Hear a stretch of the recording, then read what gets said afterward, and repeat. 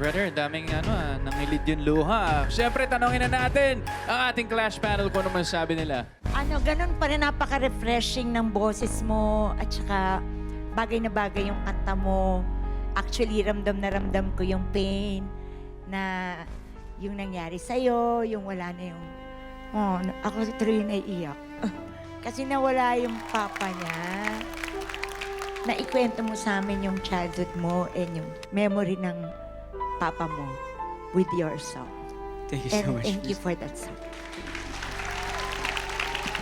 Ang gustong-gusto ko sa'yo, you have that beautiful ability to connect your heart to your listeners.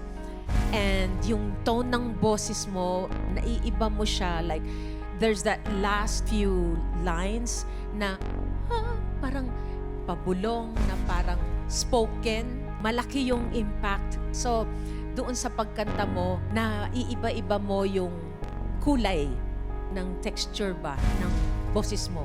So, thank you so much for that beautiful performance of yours.